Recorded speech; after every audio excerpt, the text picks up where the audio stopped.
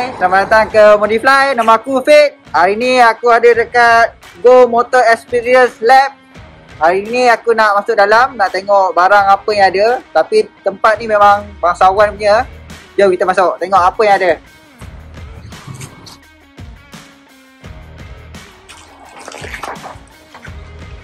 Okay, yang ini ialah first bahagian cover. Okay, yang second ialah bahagian showing your PFS station. Okay, kemudian yang sini untuk yang ketiga ialah audio system, ya, communication system. Next kita pergi ke sini.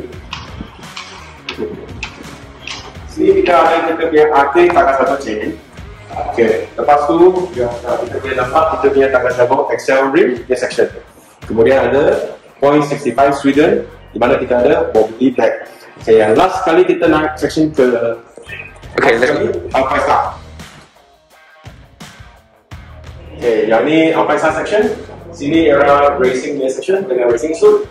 Okay, bahagian sini ialah touring jacket.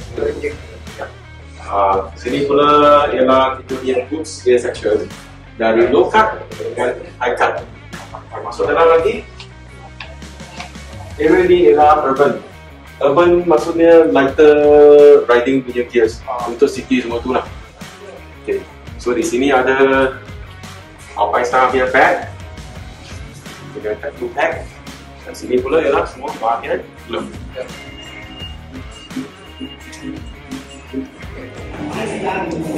Okay, section ni ialah casual Alpine Star. Dan last kali ini ialah paling penting punya section, and service center punya section. Afiq next champion ah.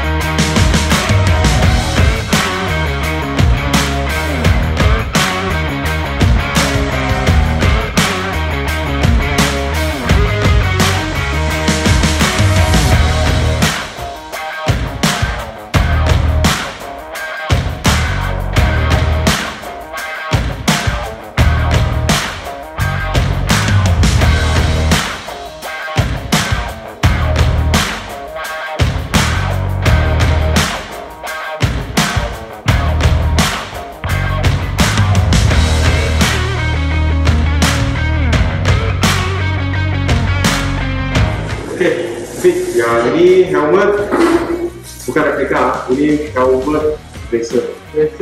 Alex Marquez. Yang ini kita punya local hero, Maki Sharing. So ini dia punya lokasi mana dia orang jatuh. Ya.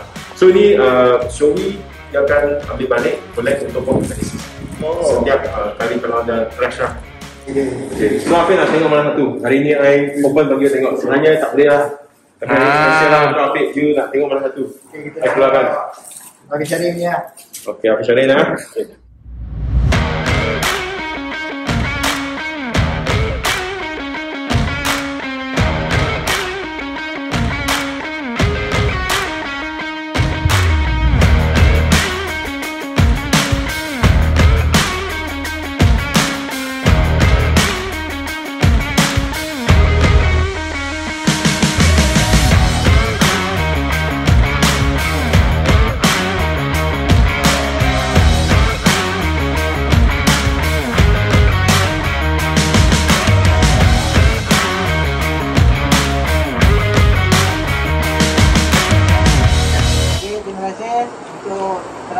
Untuk bagi semua part-part ni.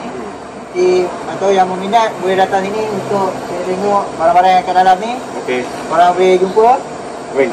Okey. Datang saja Go Motor Experience. Okey. Next round you nak drag sampai ARC tau. Okey ah. Next target ah. Okey. Okey, bye.